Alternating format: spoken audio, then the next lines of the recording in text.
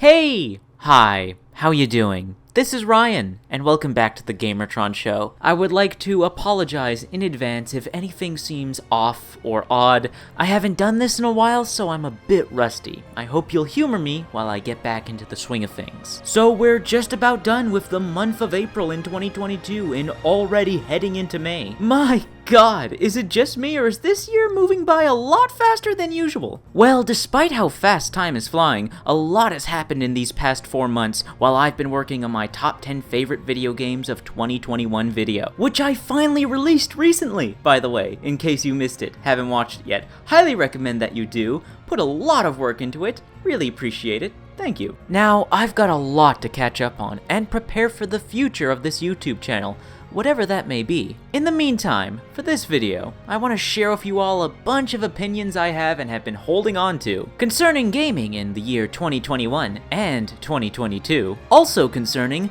voice actors, not safe for work content, streaming, YouTube, and a fair bit more. So let's get started. In making my top 10 favorite video games of the year 2021 video, I played a lot of, if not all, of the major titles that released in 2021, including a variety of AAA games, AA middle market games, and indie games. And in going back and replaying almost all the games that came out in 2021, despite how long and at times painfully tedious it was to put that video together, I'd be lying if I didn't say that there was a part of me that deeply appreciated replaying all these games that came out in 2021, as it just made me realize how much of a fantastic year 2021 was for gaming. And it made me appreciate all these various titles even more. I debated and argued with myself for the longest time because there were just so many games that I really enjoyed that trying to put them in a list, categorize them, determine which one I liked more than the other, I'm not exaggerating when I say it was emotionally painful and mentally exhausting. There were just so many great video games that I truly enjoyed. I died a little on the inside when I had to make the final decisions about what games were not going to be on the list. So I want to take a moment to name these honorable mentions and express my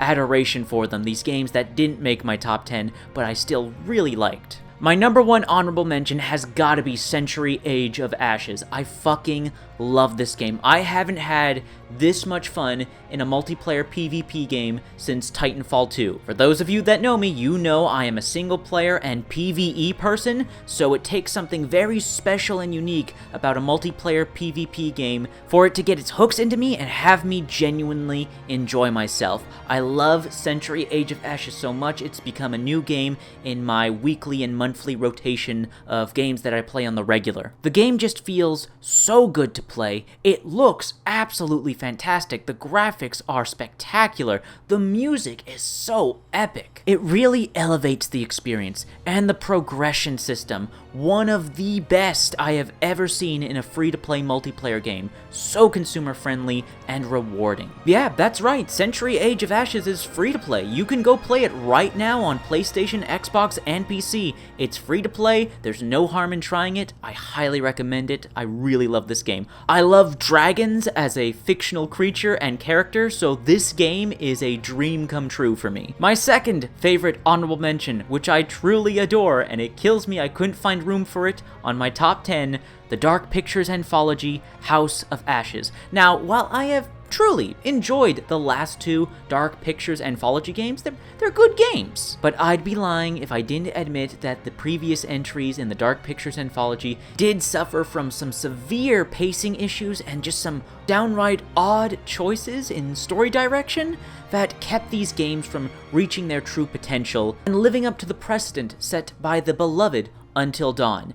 That was until the Dark Pictures anthology, House of Ashes. House of Ashes kicks ass. It's awesome. It's excellent. It is a must-play for horror movie enthusiasts, especially those of you who love monster movies. The game has some genuinely well-written characters with excellent character development, dozens upon dozens of meaningful choices that can impact the story in huge ways, and all of this brought together with some truly memorable and engaging horror and action set pieces. I fucking love House of Ashes, and I'm going to make it a yearly tradition to play this this game every year on Halloween. If you're a fan of Until Dawn, then I can't recommend the Dark Pictures anthology House of Ashes enough. Other honorable mentions include Chorus. I really like this game. Beautiful visuals, beautiful music, surprisingly really good story and characters. And as someone who doesn't usually play these spaceflight simulator games, I found that the controls and overall gameplay were surprisingly responsive and intuitive, which led to some pretty memorable and exciting spaceship dogfighting experiences. Yeah, I'd go as far to say Chorus was one of the objectively best games that released in 2021,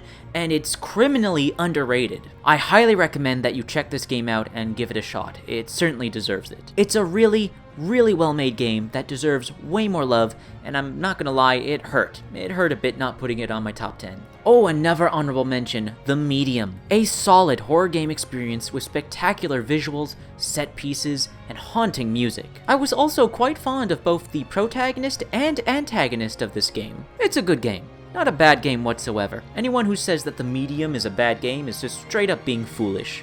Here's another good honorable mention, Tormented Souls. A brilliant love letter, homage, and evolution of classic survival horror video game design, containing gorgeous environments with a fantastic lighting system, hauntingly beautiful music, truly nail-biting and intense combat and exploration, genuine heart-racing scares, with last but certainly not least, some of the most in-depth, galaxy brain level complex puzzles I've ever had to solve in a video game. You know damn well I was using a guide to solve some of this shit. If you're a fan of classic survival horror, the old school Resident Evil games and the like, then you simply must play Tormented Souls. It's a good game. Man, yet another brilliant game that I must sorely only leave as an honorable mention, Ender Lilies. Yet another Souls-like Metroidvania. I'll be brief.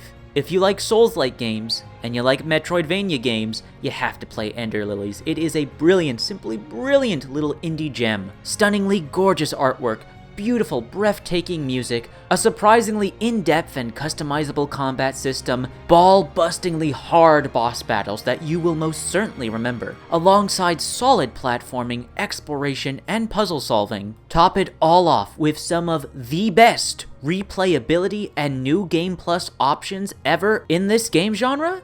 Yeah, Ender Lilies, I'd say, is pretty much a must-play. Man. Now this next honorable mention, it hurts, I won't lie. Life is Strange, True Colors. Now those of you who have been subscribed to my channel for years, you know that the original Life is Strange, the first Life is Strange, is one of my favorite games. I love the first Life is Strange. Now Life is Strange 2, it didn't click with me. I didn't connect with it. I'm not a fan, honestly. But with Life is Strange True Colors, I got some of those same feelings and emotions and connections like I had with the first game. I was once again deeply invested in the story and characters. There's some truly heartbreaking and heartwarming moments throughout. There's a decent mystery to solve with a great twist that I did not see coming. And Alex Chen's superpower of telepathic empathy certainly allows for some interesting and fun moments. Now, while I quite liked Life is Strange True Colors, I still liked the first one more, and I'm at a loss with myself about which one I think is better. Oh, but that's a debate for another time.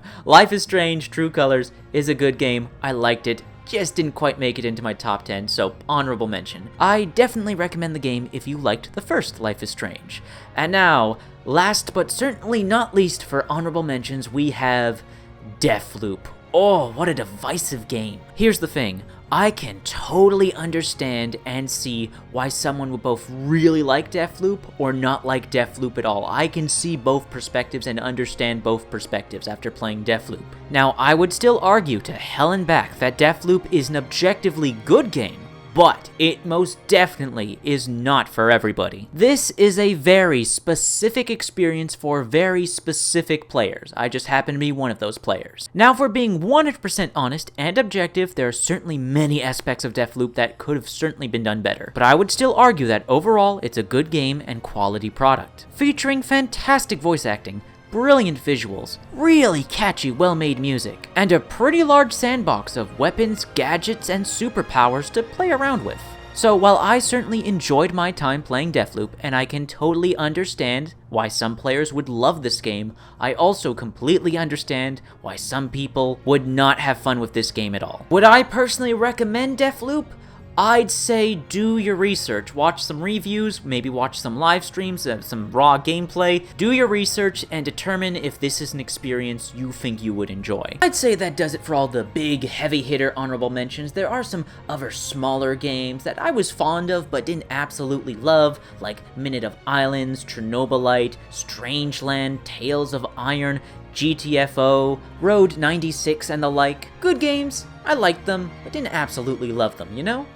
And with that, I'd say that's just about all I wanted to say concerning a bunch of video games that I played in 2021 but hadn't really talked about. Now it's time to look forward to the present, 2022. And I haven't played jack shit that's come out this year. But I own a few games that have come out this year thanks to some very generous friends who gifted me these games. I just haven't gone around to playing them yet. So the 2022 games I do own are Total War Warhammer Free, Elden Ring, and God of War on PC. Very, very special thanks to the lovely, beautiful Cottontail who gifted me Elden Ring. Just totally out of the blue. I'm so grateful, dear.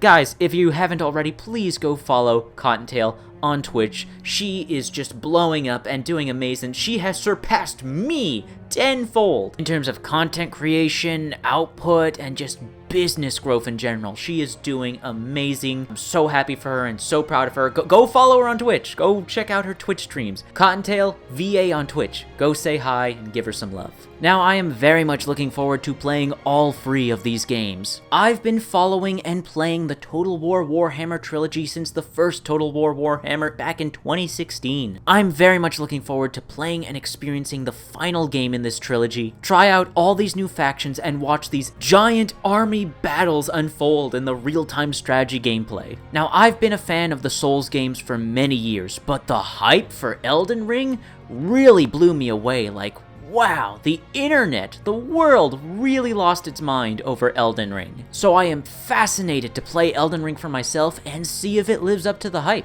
And if y'all want me to make an Elden Ring video, I will most certainly make one. Lastly, 2018's God of War released on PC in 2022.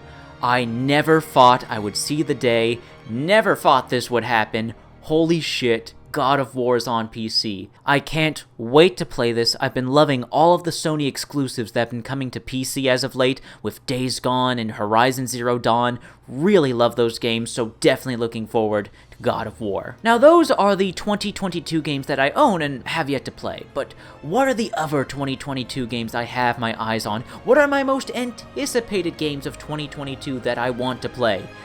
Oh, well, there's a shit ton, but it doesn't matter because there's no way in hell I'll be able to play them. Ladies and gentlemen, my PC's hardware is outdated, and there is no way in hell I am going to be able to run the majority of new video games releasing in 2022.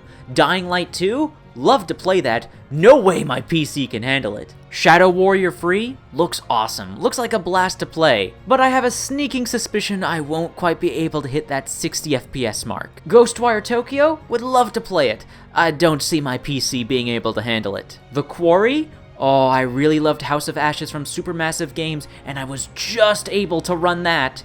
I might be able to run and play The Quarry. We'll see. Warhammer 40,000 Darktide? Oh, I really want to play this game. I hope my PC can handle it, but I really doubt it. Forspoken?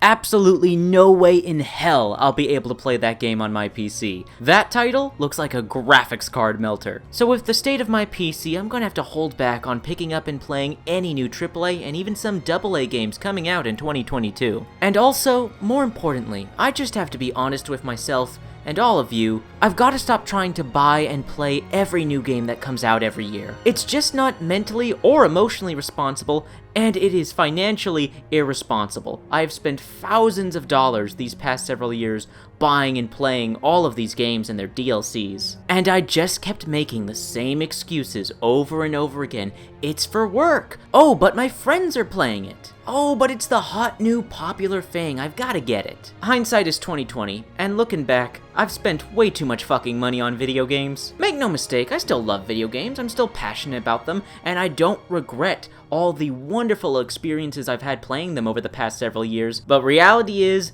gas prices are going up, grocery prices are going up, and bills need to be paid. More so, now that we're finally at the tail end of this pandemic, I plan on doing a lot of traveling and finally going to visit my friends across the world. And that's gonna be expensive as fuck. All the new shiny games can wait. Besides, I don't need to look far when it comes to content creation with the literally hundreds of products already available on the market, brimming with potential for discussion, dissection, and introspection. So believe you me, I have no shortage of topics to make videos on. And holy shit, this video in particular is now over 15 minutes long. When I wrote the script for this, I didn't think this would be over 15 minutes. Well, damn it. This was supposed to be short and sweet. Expect several future videos concerning various topics around gaming and pop culture and community topics and streaming and not safe for work content. Expect a new video reviewing the latest Subverse content and promoting my voice actor and streamer friends, and yeah, I'll be streaming myself. Expect a live stream soon. Shit, now we're over 16 minutes. Thank you for watching. I'll see you guys later.